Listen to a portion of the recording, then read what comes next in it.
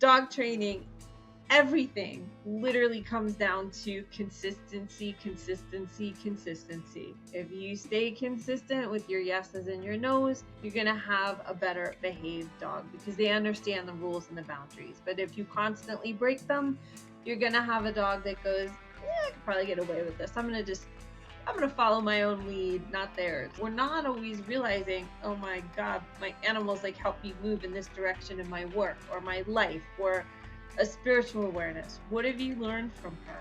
I think it's this like overwhelming feeling of knowing.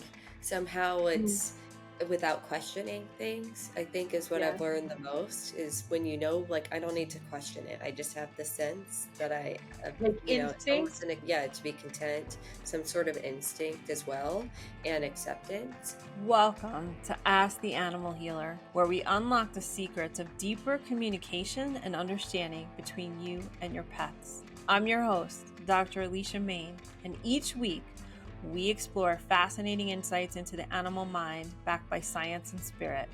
Get ready to transform how you interact with your beloved companions. Now let's dive in. Hello, everyone, and welcome to another episode of Ask the Animal Healer with Dr. Allecia Maine. I'm really, really excited today to talk with Shaina Denny and her beautiful Dapple Dachshund, Poppy. Shaina is really unique in that she came to starting a dog related business after a totally different career. So Shaina Denny is the founder and CEO behind Dog Drop, a rapidly growing dog daycare franchise. She has led Dog Drop to become a standout in the $120 billion pet care industry with a model that combines tech-driven operational efficiency with strong focus on high quality care to provide dogs the socialization and the enrichment that they crave. Through Dog Drop, she's redefining what it means to create scalable, small footprint businesses in overlooked markets with high demand. And I am so excited to talk with you about this. I am also blown away because I started a harness and leash training business many years ago, and the pet industry was just topping like 60 billion. So, welcome to the show. And I'm glad that you are carving out this niche. So, I'd love to know, like, how did you get started? Where did Yeah, thanks. I'm excited to chat with you today. I love what you're doing. And like you mentioned, my background is not in pet care. I always had dogs growing up, loved them, but I was never that crazy dog person. And then later, after a short career as well, I got a dog in my life and somehow became fixated on solving a lot of the pain points that modern dog parents are having today. So, could you share with us, like, what are some of those pain points?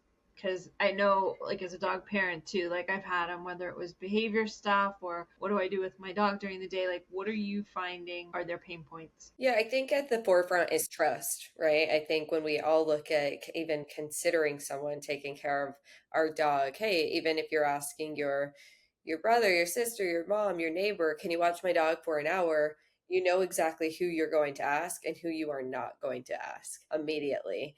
And then now, when you consider dropping your dog off somewhere completely else, I think that brings a totally new level of trust that must be made. But we break that down actually into a few things. We think about convenience because inherently humans are selfish. It's the same thing with recycling. If the recycling can is 200 feet further, what amount of people are going to make the extra effort? I hope most people do, but we still know that if something's a little closer, we might opt out for it.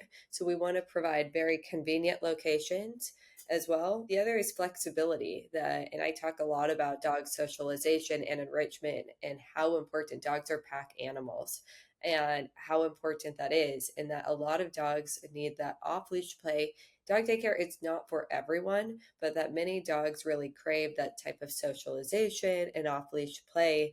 And so we really want to be able to provide a flexible solution that most dogs, they don't need Monday through Friday, 9 to 5 p.m., all day dog daycare. It's exhausting, it's a lot, but for some parents, they got to have it, right? We have a lot of healthcare workers, they have long shifts, drop their dogs off all day. but we wanted to provide a very flexible solution that most people who just want to get their dog out for 2 to 3 hours a couple times a week, that there's a spot for them. And then the third is on the technology. And we really use technology. Obviously, as a business, we need to create operational efficiencies, but really it's so that we can provide the best care. If we're using the technology to take care of other items, then we can spend more time with your dog and providing a better overall experience for the humans and the dogs. So I have two questions that come out of that. First one is, in terms of technologies, like what kind of technologies do you use? And then the second one, I want to go into what you spoke about, your understanding and how you came to the awareness of pack and socialization. So let's talk about what you offer first in terms of technology, so you get to spend the most times with the dog. And then how did you come about, your awarenesses and your understandings of it to be able to provide that for the dogs? Sure.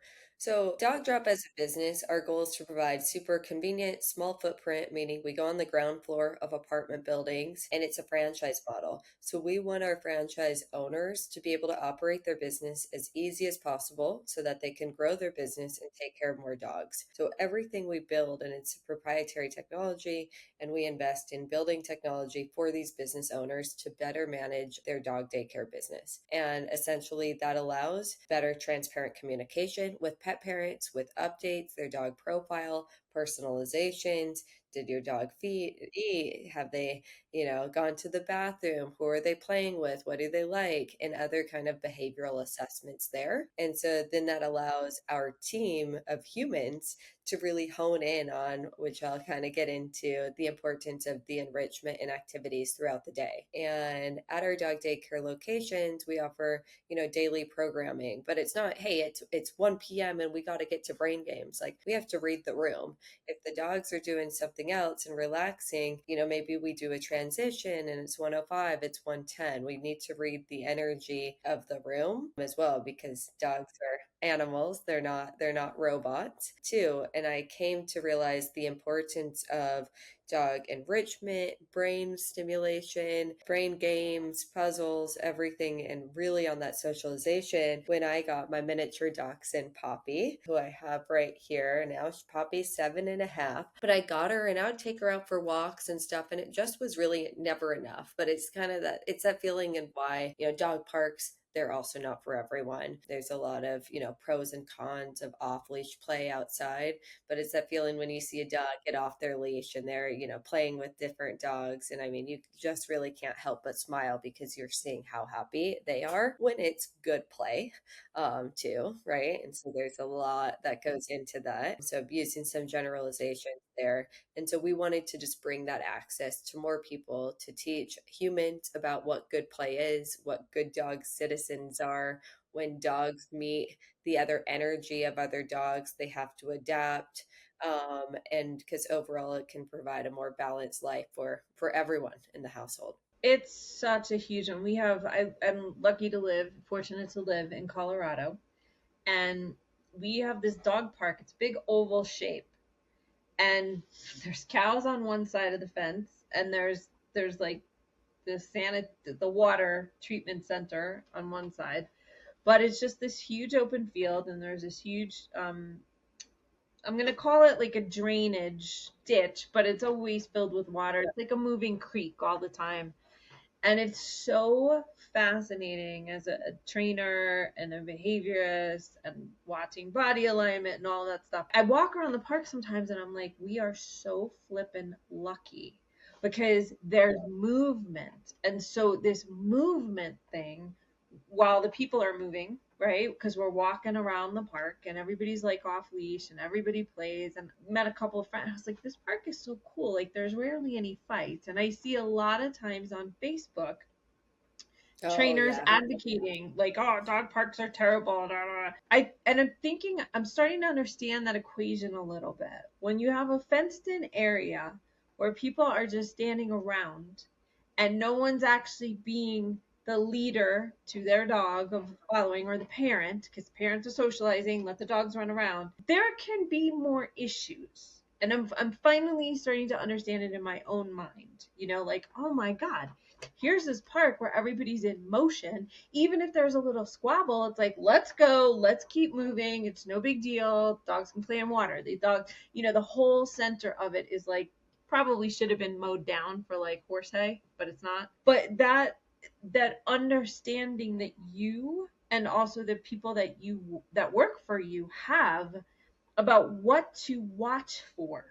Do you know? Because I think it's like a different situation sometimes when, and this is nothing against the dog parents, but like there's a difference. So what have you kind of noticed in that, and like how you run dog daycare to keep things like calm and copacetic, and what are your, how are your people trained as well? Yeah, I mean, we must understand the language of dogs.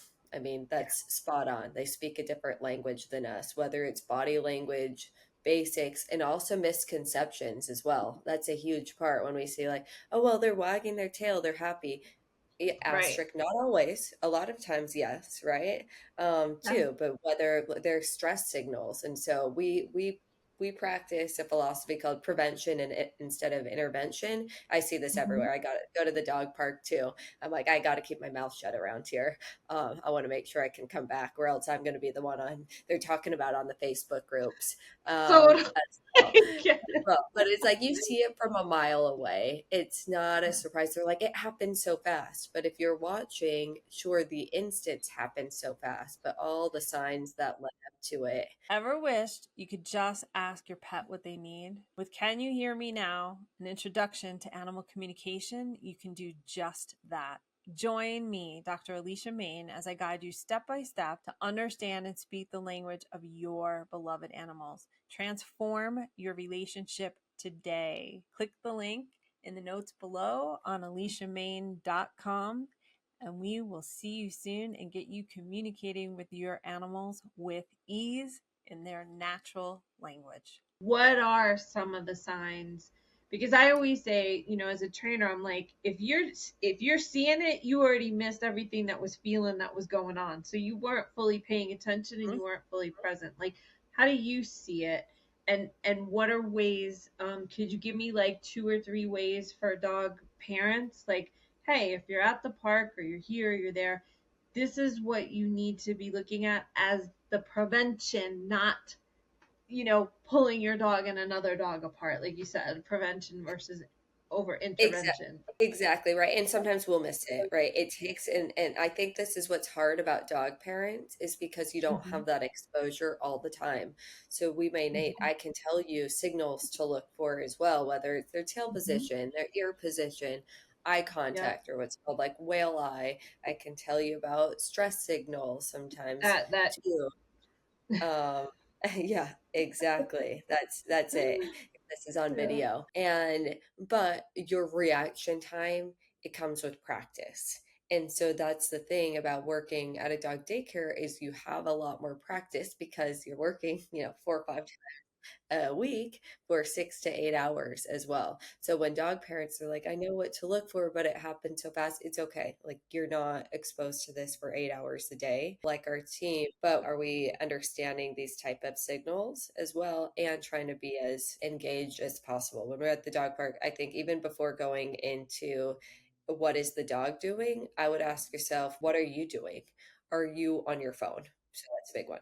Are you texting and looking down? I'm not saying you need binoculars and you're watching your dog from 20 feet away and up in there every move, but let's be generally aware. I know what kind of dogs my dog does better with. I know actually what breeds she does better with. So if I see her going a different way, I want to practice positive redirection. I'm watching her and I am advocating for her in the best situation as well to prevent her from approaching a group of dogs that I know she's not going to do generally well with. The other thing is, even do you have food on yourself? The amount of times I see dog parents go to the dog park, one with their own dog treats, and two, think that it's a picnic. You don't know. Your dog might be totally fine with your sandwich, but other dogs may not. So I think you need to also think about how are you showing up in the best way, and then we can get more into the dogs. But those are like I go to dog park all the time. I'm like, if you just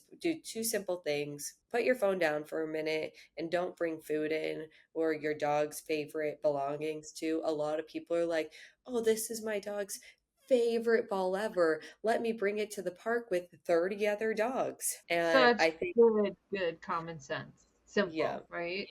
yeah.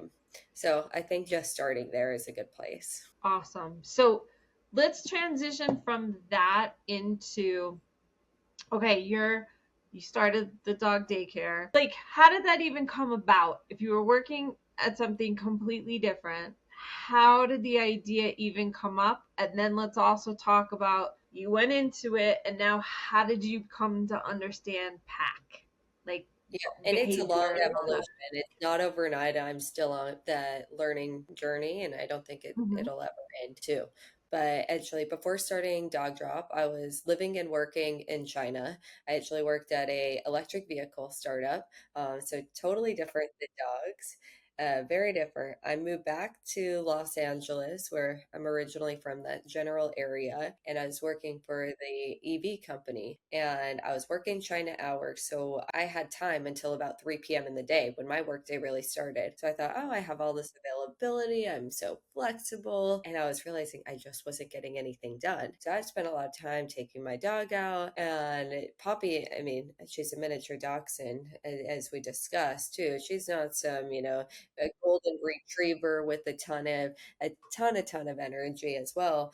But I realized that nothing really got her as well rested as some off leash play. So I started exploring other dog daycares.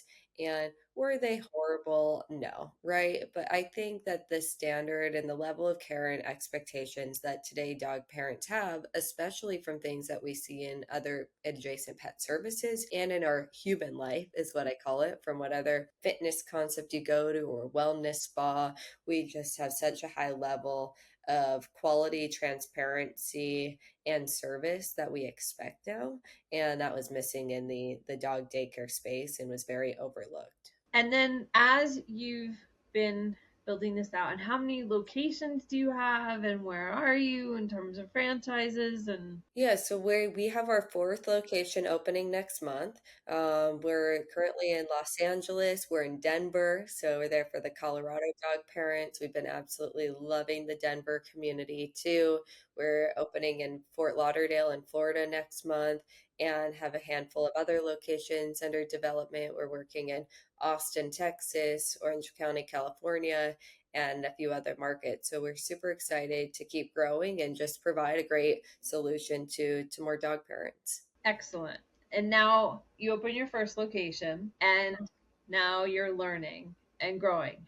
How did you come to start understanding pack, and what, I'm going to say, like, what role has Poppy played in all of that? Yeah, so two things. Of course, we started working with some, dog daycare or somewhat behavioral experts as well. But I think it's really important to take those learnings, but see, well, what is the way we want to do it? Because when you go to an expert and you're like, we're opening a dog daycare, they're like, well, this is how dog daycare is run because I'm in dog daycare and I do this for 20 years and this is the way it is. Exactly. You go Right. to any industry and you go to an industry expert, and that's exactly what, if you ask me about a different industry I've been in for 20 years, I'm going to say, this is the way it is. This is the best way to do it. Mm-hmm. But we really wanted to respect those learnings, but also Mm-hmm. see, well, what can we do to improve them? So what I would also ask, I'm like, okay, well, that's the way it is. I understand that. If you could make it up again, or like, what bothers you about the way it is? Well, I don't like this and that, but that's just the way it is. There's nothing you can do. I've been doing this for 20 Great years, but here's all, question. yeah. So then I'd keep saying, well, if you could make up and live in a made up land, what would you want out of a dog daycare, right? And a lot of that's really on the employee side, that's understanding dogs a bit better, and then asking those same questions to pet parents and kind of challenging the status quo. And there are some things, a year or two later, I'm like, well, I know exactly why they did it that way. Oh, it would have been so much easier. All the recommendations were right, and we kept being like, we can change it. And we have, but it comes, you're like, well, it makes sense why they do it operationally as a business. But I think we've been able Mhm. to grow and say, hey, maybe we can have it the best of both worlds. And then how did you, so you worked with trainers, you Hmm. worked with behaviorists, and then how did you come to your awareness or how you work at Dog Drop with understanding of pack and different dog energies and sizes and temperaments and all kinds of, backgrounds? My co-founder Greer did a lot of that legwork. She has a really good understanding and also a practical sense of, hey, well, what do most dogs in America need, right? That most Mm-hmm. people, especially in the areas we're going a little more dense, it doesn't have to be city density, a little more urban. People aren't living out with acres of land, even in Los Angeles or Denver, Fort Lauderdale too. So we want to create an environment where dogs can thrive, but also when they get to their real world environment, they're living in apartments. How are they interacting in elevators together? How are we? And that's how we created sort of this thought around what good dog citizens are. We didn't coin that. I don't know who, I can't remember how that came to be, but what we've done is build what we believe is a good dog citizen. And that's not the Mm-hmm. perfect dog. Poppy, I'll admit, Poppy will only sit on a rug. She is so high maintenance. She will not sit on a cold floor. If she's going to sit, she has to go to a rug. Any dog trainer will tell me that's a poorly dog trained and a poorly trained dog. And I'll say, I accept that of her personality, right? Yeah. And still a good dog citizen. And so we work with each dog as well and their parents, right? We don't offer dog training specifically at dog Mm-hmm. daycare, at dog drop, but we work with them and we're like, this is how they can be good dog citizens.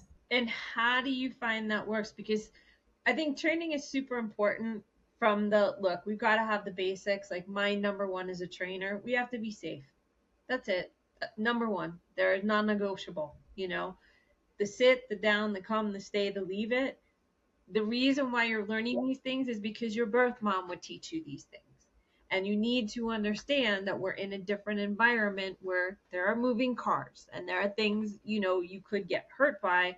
So, first and foremost, is not, I want an obedient dog. It's like, I want a dog that's safe and knows how to listen. Because I always look at it and say, well, listen, we're out in the country here. We're out in the wilderness. We can run across bears, coyotes, foxes, deer, elk at any given time, sometimes moose. And my number one is like, if you want that freedom, we just have to have some certain ground rules that keep this respectful because I don't want to be the one chasing after you and screaming in fear that you could get hurt.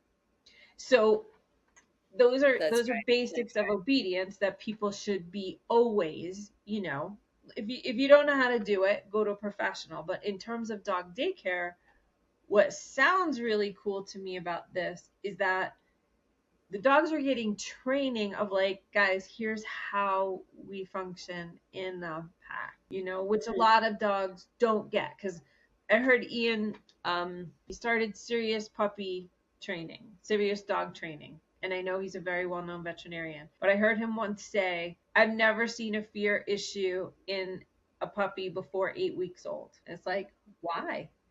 Because then they come to us and we don't know. So we think we're doing the right things, but it's very, very different when we're all emotional and when we've got our stuff going on versus when you have the dogs at your place. Everybody loves the dogs, but it's not that same emotional, like we're coddling them or we've clear rules, clear boundaries, and that's how Yep. packs function really successfully. So what have you found with it and how do you incorporate that mindset into Yeah. how you train your employees? So we call those the basic cues, right? We know, like, even we practice our cues, sit, recall is so important. So we'll talk to So parents. important. We have what's called a good fit test that dogs have to pass to make sure. And we look for three things. One, are they comfortable in the space, right? Two, and that can come if you're a very high anxiety dog and you're not comfortable in space, you could hurt yourself as well. The second thing we look, are they comfortable and are they safe with the other dogs in the group? We're looking at, and they're like, oh, my dog does well with its best friend. I'm like, we're looking at the pack as a whole. Are they safe here? And then the third goes to our team, the humans. Are they safe with the Mhm. humans? And so all dogs need to know basic cues, and also why these kind of off leash environments, whether it's with other dogs, can be so important. And like you were saying, in the real world, your dog sitting in your house in a living room with no sounds, no squirrel running by, yes, they will sit perfectly for you.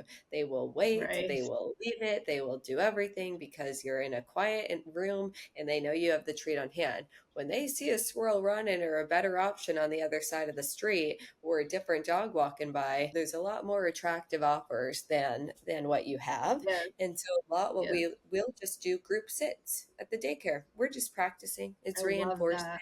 We'll do door work, everything, and it's practicing. And it's like, well, of course my dog already knows all this. We're just practicing in a new setting, in a group setting, when there's a puppy running around in the corner and they're like, well, I could be looking over there. So that now when your dog is in the real world, walking the street, in the elevators and stuff, they have that practice too. That's awesome.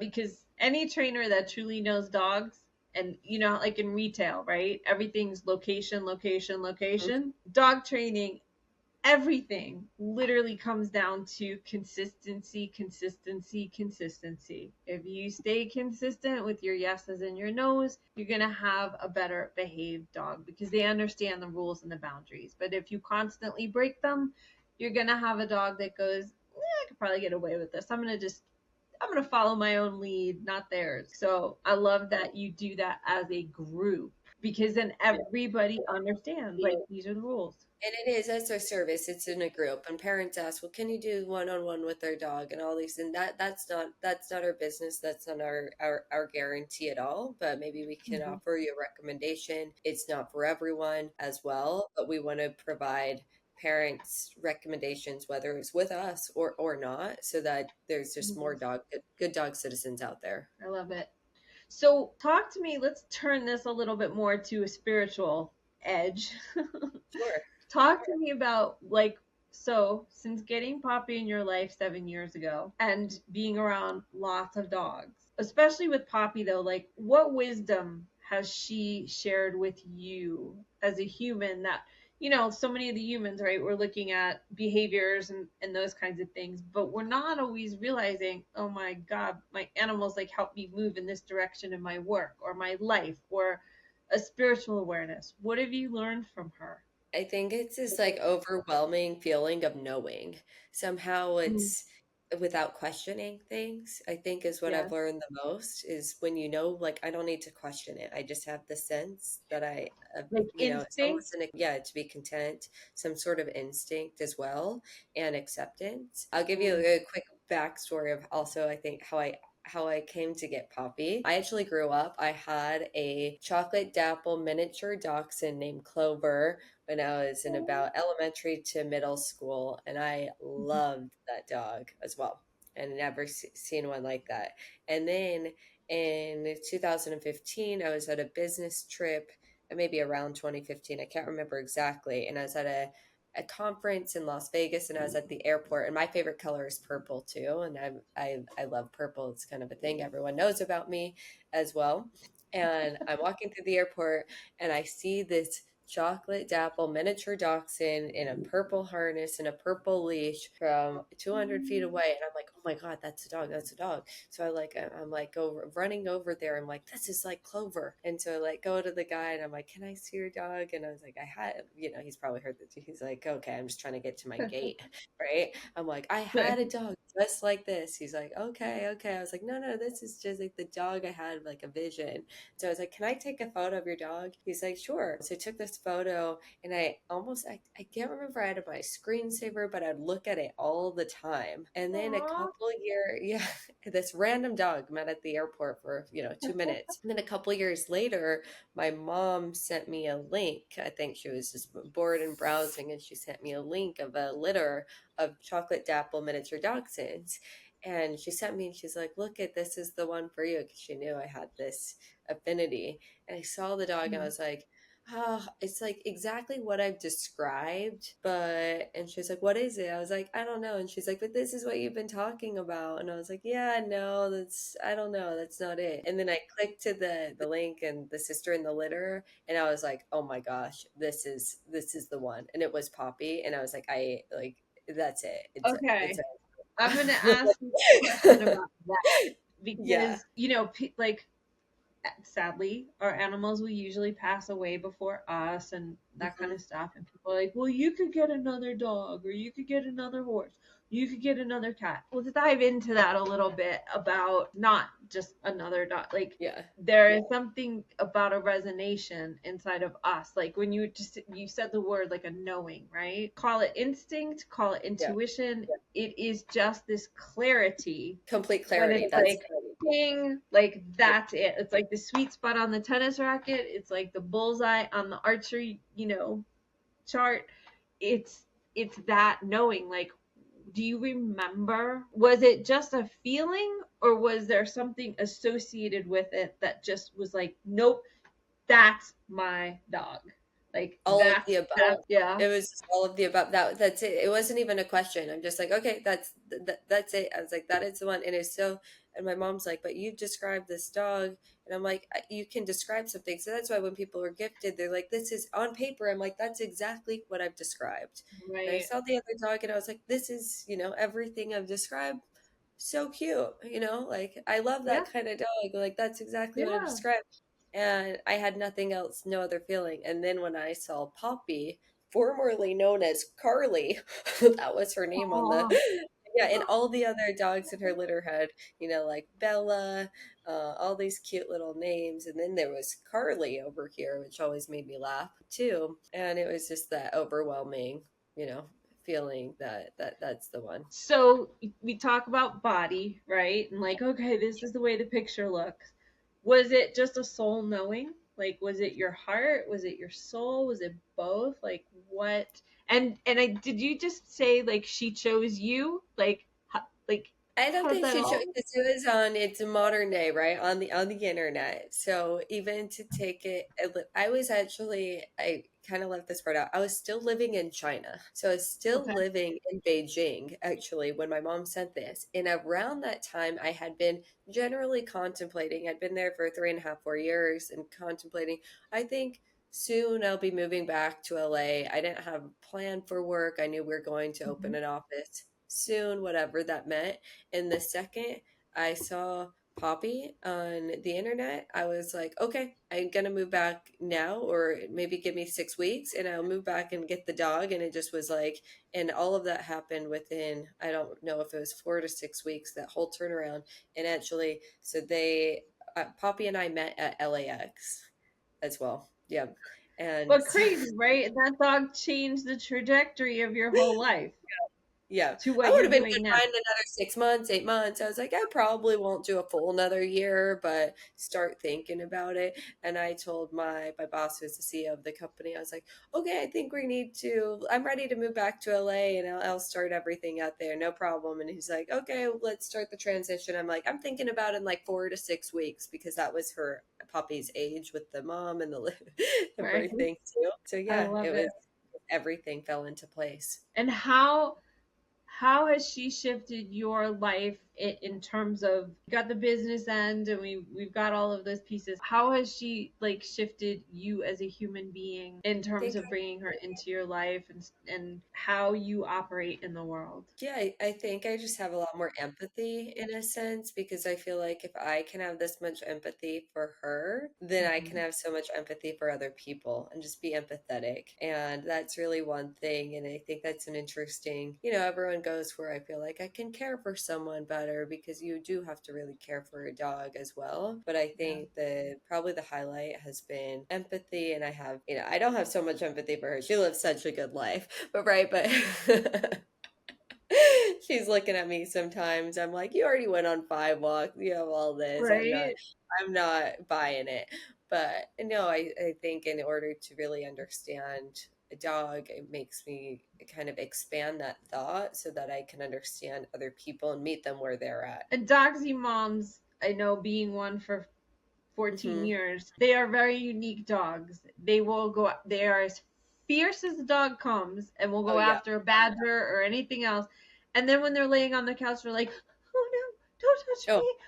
Nothing happened. They're so, it's hilarious. I'm almost like, they're kind of like schizos, but not in a bad way. They just have two such totally distinct sides of them that it's like, how do you guys function? And it's crazy. Like when I meet, like the dachshund community is so strong too. When I got Poppy, I went to everything. We did the wiener dog races, all the meetups, every single thing. It just like brought in this like community. I was like, who are all these people? And now I'm like the Yeah. leader of the pack. I'm quitting my job and starting a dog daycare. I was like Wednesdays for weenie Wednesday, weenie dogs only. Oh No, I my never went that far. Never went that far. We had a lot of dachshund meetups, but it's God. crazy how they just really change your life. And when I'm on the street of someone and they like, I have dachshunds, or the same when I Yeah. talk to you, like, no, I know. And I'm like, only these people know exactly. And they're all, it's crazy that kind of bond you can Totally. even create with different people because we've had such a similar Yeah. experience. People used to say to me all the time because Indy was really, really well behaved. That not at the beginning, Yeah. but we worked on training and he was absolutely amazing. Like he'd fly, I'd like sneak him on the plane Mhm. all the She's a time. I mean, frequent flyer. Yep. probably sneaked him on the plane like 40 different flights. And he would go to, I'd sneak him in. Somebody gave me a bag, which was a carry bag, but it didn't have the hard metal. Hmm. So it just looked like I had like it was like a book bag, and yet it had side panels and stuff. So he'd go to restaurants with me. He'd go to Broadway plays with me. People were like, "How is your dachshund so well behaved?" Because when I was growing up, there were dachshunds, and they just all they did was bark or they were Yeah. vicious. And I'm like, they're amazing little dogs. Like if you just train them and just say, "Hey, just these are the ground rules." They're so smart. Mine actually, I fell off my horse and I was up at my friend's where I kept him, and I damaged myself quite a bit. It was like 13 broken bones, and I passed out. And when I came to, I didn't know why I couldn't get up, but Indy was like over my left shoulder, and I went and I turned my head and I looked up and he was barking. And there was a coyote like 30 feet away. And he was like, nobody is getting to you. And I Protecting you. was like, Yeah. holy moly, talk about fierce and fearless, right? They are fierce. We have a joke. Sometimes I am bad to lock the door as well. And I say, if someone makes it through this house and gets past Poppy, they can have whatever they want. They deserve it. I was like, I dare you. I was like, I will It's leave the so door true, open unlocked. And if you get through and touch her mom's stuff, you deserve it. They are right? so loyal. And they don't care about their size. It's Oh no. amazing. I learned that dog helped me learn so much about, like you said, right? Care of another, Mhm. empathy, but also like the clarity of boundaries. Because I was Mhm. always so much of a people pleaser.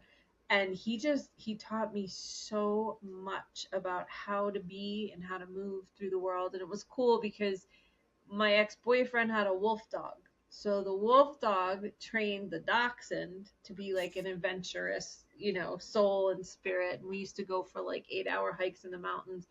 And then when I got a wolf dog myself, he trained the wolf dog, but he had already had that understanding and awareness, not just of like dachshund, but of wolf. So one of the things too that I notice a lot in my work with, especially with dachshunds, but pretty much with all dogs, IVDD, Mm. intervertebral disc disease. Yeah. And Indy Fox was and just parrots, worst nightmare. right? Because they will fly off the like you can have a ramp for them. Nope, I'm doing this. Nope. Like I'm so one of the things I started to do when I had him was I started to work with body alignment and I started to understand the effect that tight muscle imbalances and tight fascia tissue can have, especially since they're not the most well proportioned dogs. Right, so there's a lot of heart, there's a lot of strength in those dogs, but the integrity of their spines is something Yeah, we always worry about, right? We want them to be happy, we don't want to like fully baby them, but we want them to be safe, so this way we don't have to worry as much, we don't have to yeah, worry till it happens. It's like you said, right? Prevention is instead of intervention. So would miss Poppy like to I think we'd experience both be that? tremendously interested as Okay, well. cool. I think that that's one Cool. thing we really, as well in our house, try to prevent the stairs on the couch. But of course, when there's something more compelling, someone knocks at the door. Boom. But if nothing's there, exactly, then it should be well behaved. She knows to take her stairs. If not, Yeah. that's how dogs are. And these little dachshunds, they think they have wings. I think they all wear capes. I think every dachshund has an invisible cape that we don't see, and they're like, dun, da, da! Yeah, I think they do. I would love to think about what they think they look like. Well, it's very interesting that you say that because I lived in Santa Barbara for a while, and there's a great dog beach there. And Hmm. I took Indy to the Familiar beach with one that day, and all of a sudden, there's these two huge Great Dane puppies coming at us. I mean, huge, like 120 pounds, and they're like 7 months old. And I'm going, oh my God, I don't think I'm going to have a dog after this. I mean, why anybody would let two loose puppy Great Danes unless they were well trained. But so they come running, and I'm watching Indy, and I swear to you, and I don't drink, I don't smoke, I don't hallucinate about stuff. There were two huge lions on each side of him, and I was like, maybe he's got a chance. And it was the first time he helped me understand about how to work with the energy of puppies. And what he did was he actually let the two puppies come over. He waited. He, did that little dachshund like, oh, don't hurt one. me. I'm so, And I he know. waited till their energy dropped. And as soon as their energy dropped, he went, "Rah!" And they ran away. And I was like, and I as a dog trainer, I watched it myself, and I was like, that's fascinating. It's absolutely fascinating that he knew exactly what to do. It was not anything I trained him to do. But one of the things I think they might think about themselves is they've got lions next to them. I don't know, but that was Yep. his. That their Oh, instincts, they know exactly. And I think that talks so much about how it's the energy over everything, right? That they yeah, put out that energy. I have a everything. similar story. My grandma has a standard poodle. It's much bigger, and so I was walking, or we were actually off leash at a park as well. And we had the standard poodle, and a husky was coming over, and Poppy got, her little 11, 12 pounds, got in front of Gigi, the big standard poodle, to defend her from the husky, and goes, "Ruff, ruff, ruff, ruff, ruff." And the husky parent was walking over. He's like, "Oh, I'm sorry, sorry." I was like, "It's not your dog. I'm concerned about my dog." And she's like looking at the bigger one. I was like, "Oh, not that one. It's her, too." And Poppy just gets in front of her to defend her. And I'm like, she They are has no so clue. brave. Yeah. And the No, husky was so sweet. It was nothing. The husky wasn't gonna do anything at all, as well. But this little one, they are so brave, and they have no clue the size of their body. and they don't care. They Yep. don't get. It's almost like having to hold back a bull. It's like Hmm. it's fine. No, they're gonna. I'm like, oh my goodness, oh my Yeah. goodness. That's what's so fascinating to me about them. They know. I've rarely seen a dachshund that has lost an argument. Yeah. It's true. Any dog backs off. Yep. They're amazing. And like we said, they're also sensitive and sweet and vulnerable. So the way I work the assessments, it's I cover the whole body. We start at the nose, go all the way up the face, go down the back, and then I check their shoulders and I check their belly line. Okay. So so just a really, really good way to do an assessment. And I keep saying in terms of the training world, we really need to have better assessments because it's not Mhm. about the brain. The body actually runs the brain.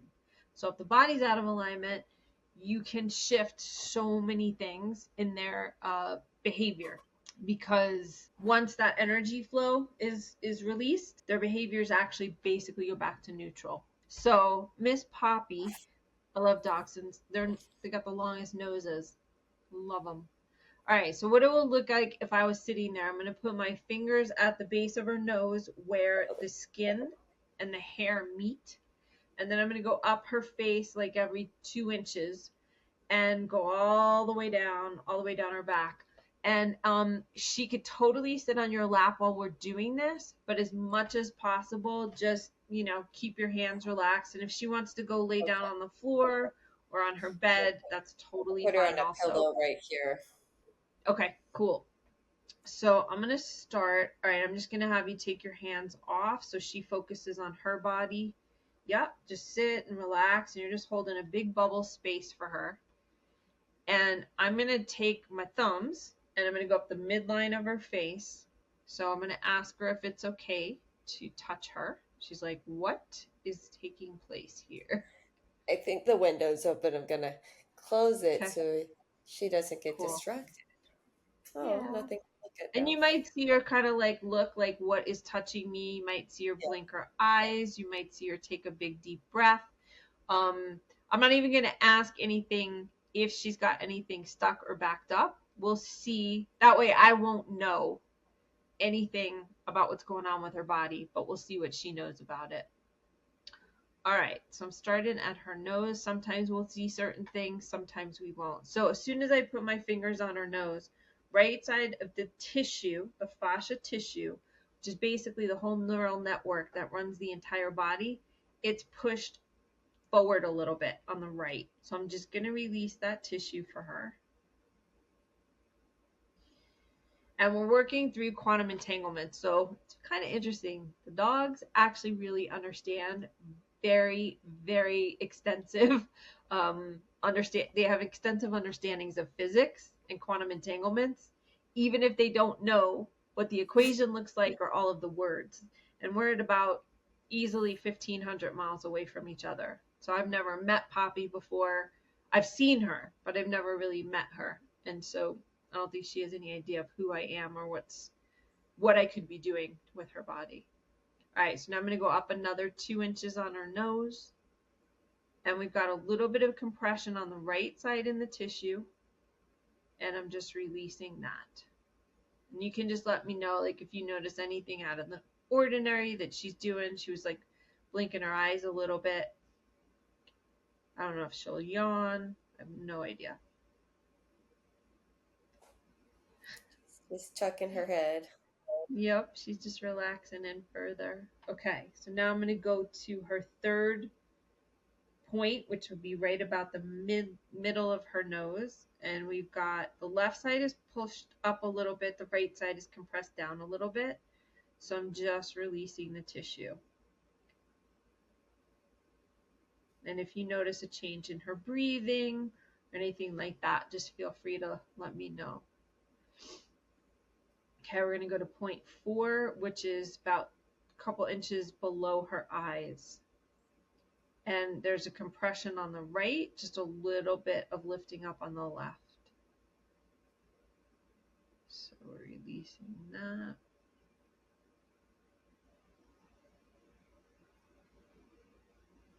There we go.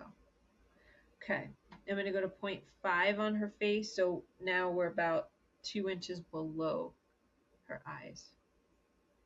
Left side is just a tiny bit popped up. Right side is a little bit compressed down. And again, it's the tissue that covers her muscles and her bones.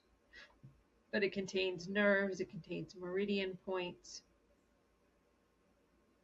And a lot of the times animals bang into each other, they bang into things. Think about life from puppyhood up. They've smacked into quite a few things in their life. So this is where unrecognized pain could come from. Okay, now I'm going to stick my fingers in the corners of her eyes closest to the midline. Right side is compressed down a little bit. Left side is just a little lifted upward. Nothing wrong with her eyes. It's just the tissue sometimes gets tight and compressed and can pull on things.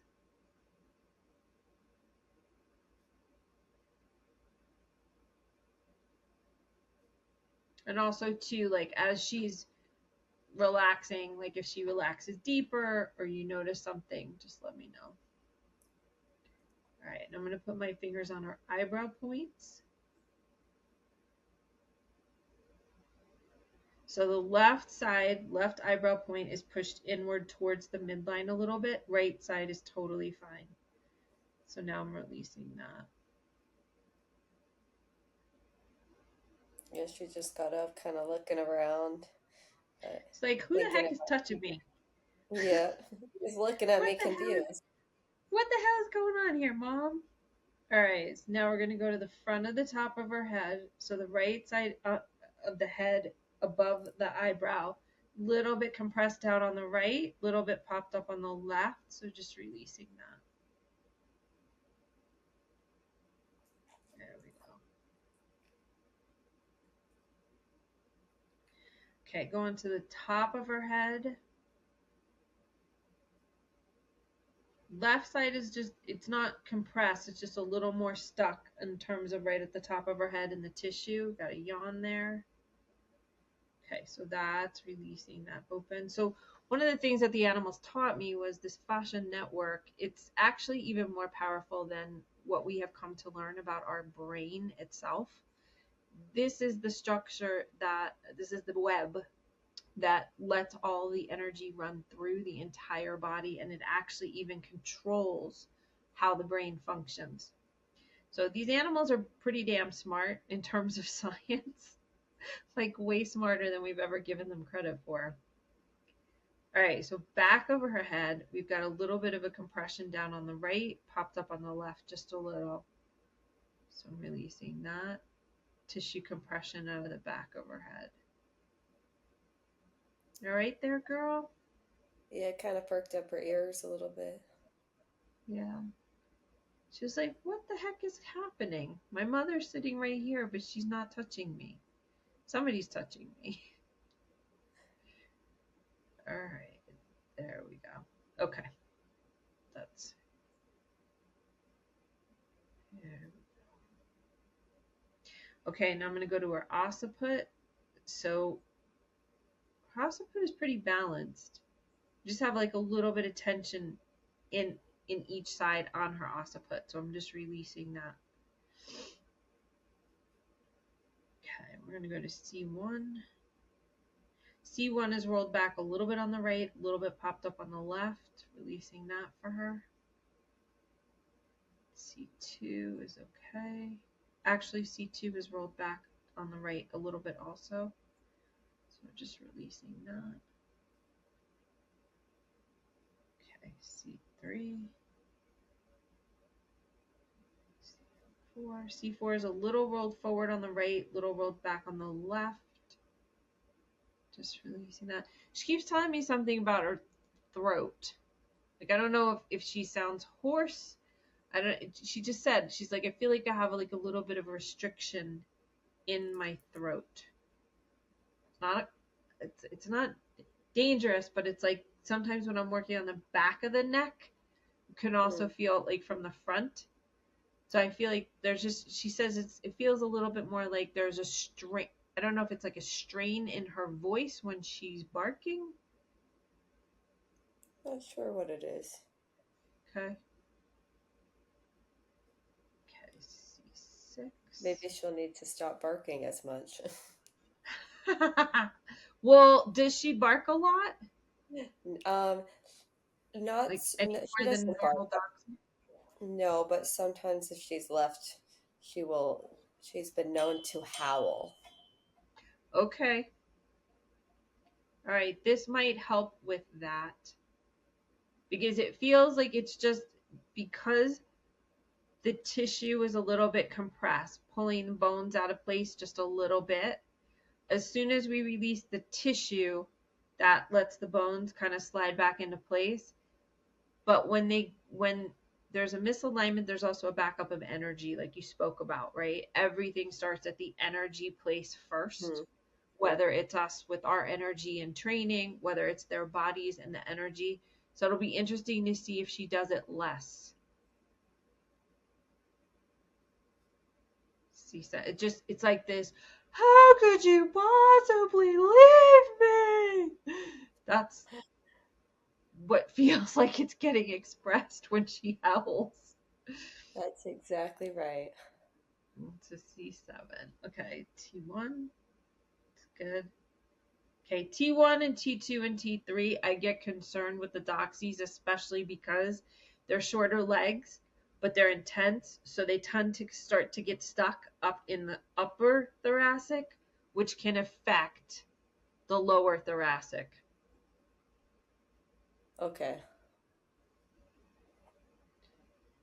Okay, so T1 is now relaxing. So she's kind of adjusting herself a little bit. It was just a little bit tight. T2 is okay. T3 is a little bit tight in the center, so we're just relaxing the tissue there. T4, T5.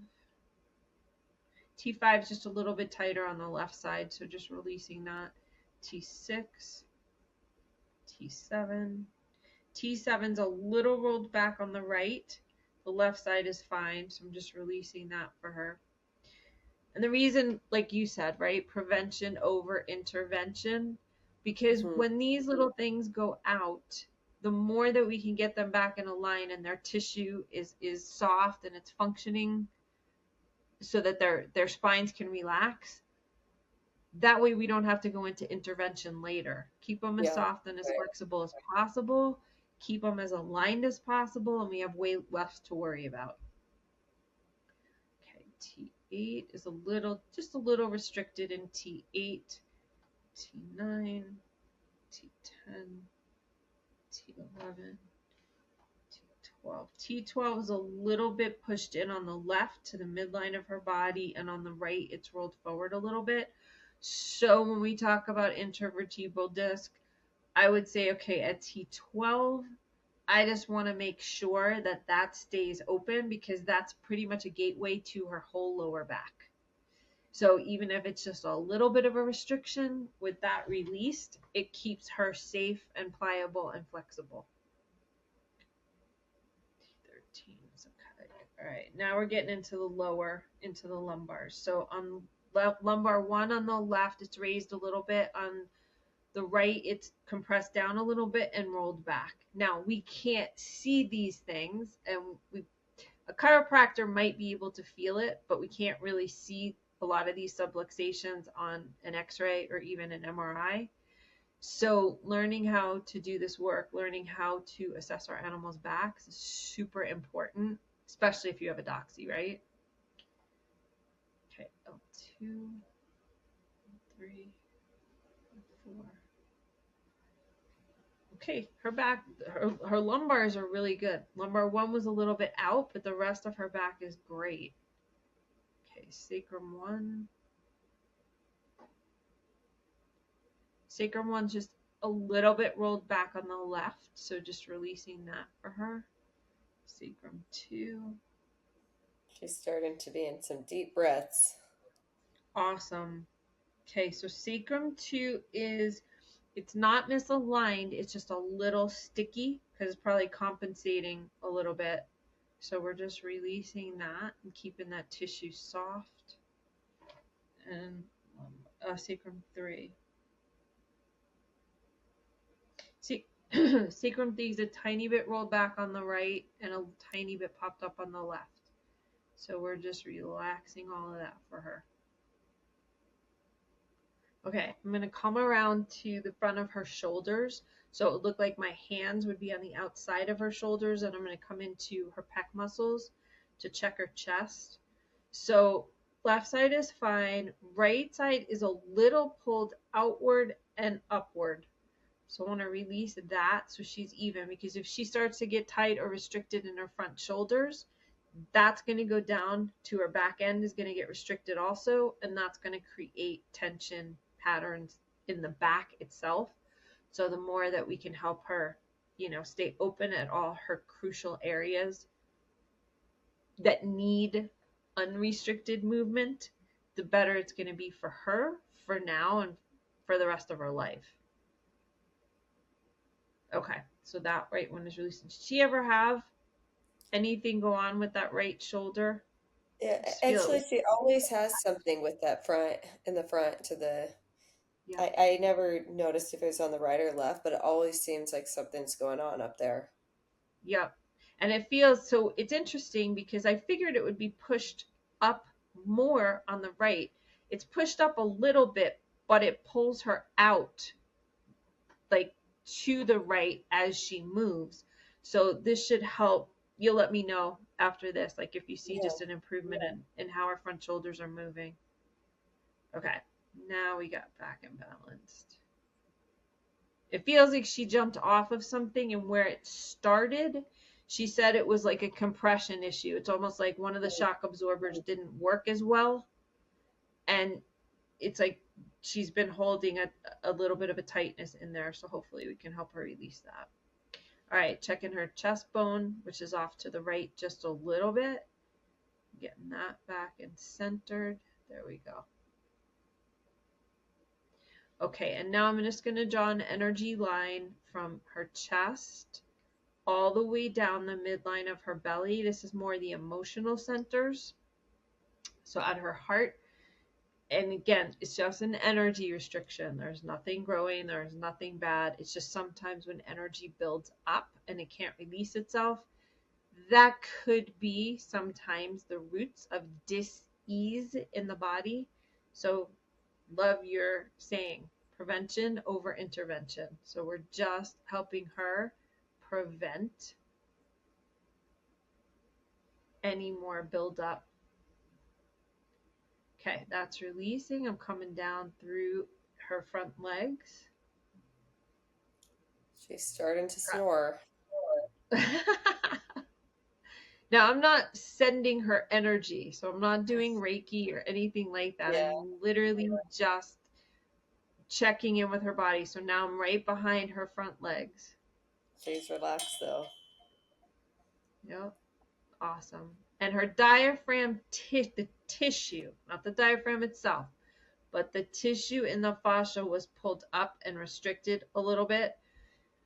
So she said, I can be a little dramatic at times. She said, I'm a very, very well behaved, well adjusted dog, but I can get dramatic. And so that tissue being pulled up and her not taking as deep of a breath when she gets emotional, that's the restriction in there in the physical body, which is also how it plays out in her emotions. But now we're releasing that, and her diaphragm muscle was pulled upward a little bit because of the tissue, and now it's starting to really settle back down and in. And I'll see So this a lot in doxies because they take a lot of tension. Not only do they have, the low back, but even in their shoulders, because they don't have the length of distribution in terms of physics, yeah.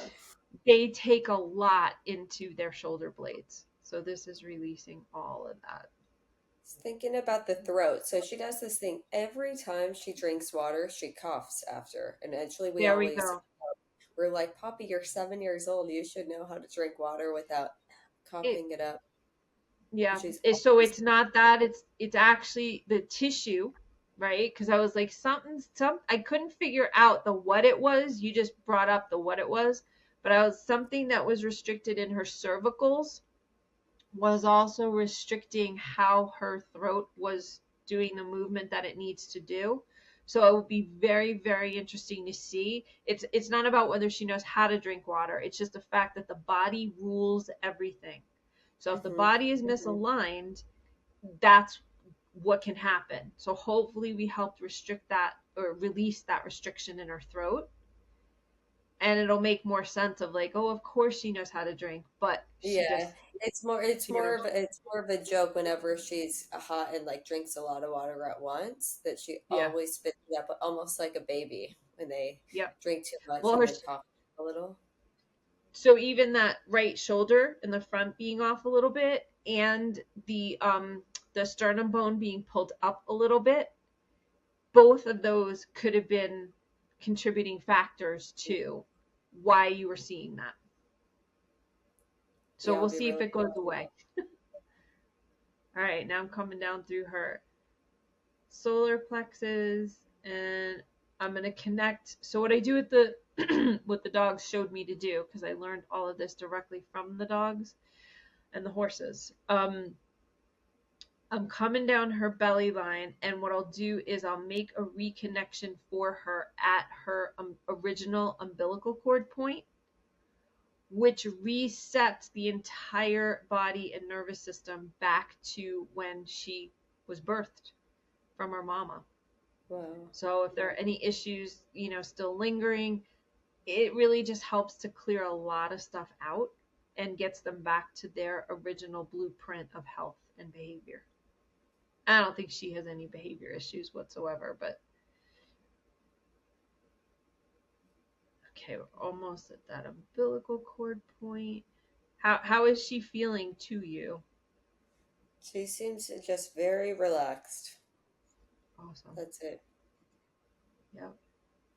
Okay, so now I'm at that umbilical cord point. So that starts to help them literally remember and reconnect with their blueprint for health and their blueprint for their essence of who they were born when they came out of their mom. And it kind of erases, like if they've had any traumas, if they've had any, surgeries or issues, kind of helps to reset the whole body.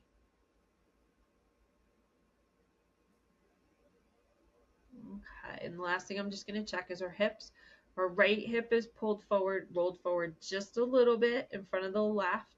And I'm just going to release the tissue there so that they're even. So hopefully you'll see more, if anything that you were seeing in the front of her body, that should be clear. And if you were seeing anything at all in the back of her body, you should probably see her moving easier and less if there was any restriction, just less restriction and more even.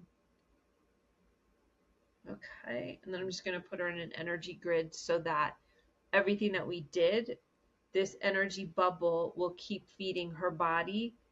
This is where you're at now, as opposed to, okay, you had all these other things in your body. Now we can just let your body go from here forward, not backward. Awesome. Okay. Can you hear her snoring?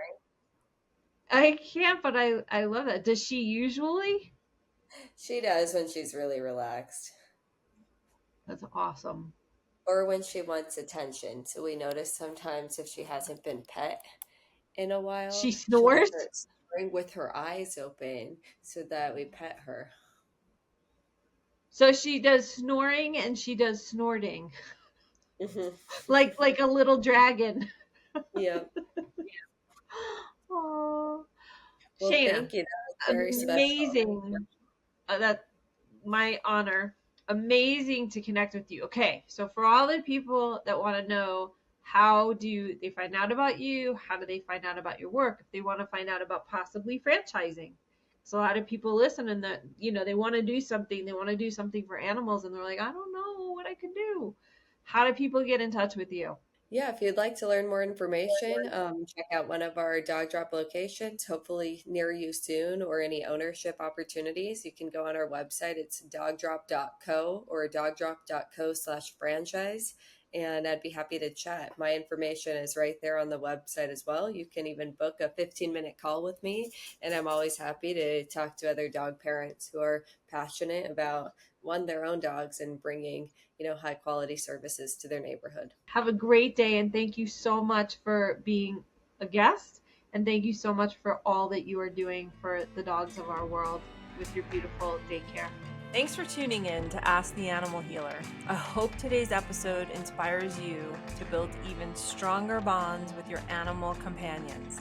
Don't forget to visit our website, AlleciaMaine.com, to discover more about how you can revolutionize your relationship with your best friends. See you next time for more insights and stories right here. Until then, keep listening and loving your furry animal family members. Bye.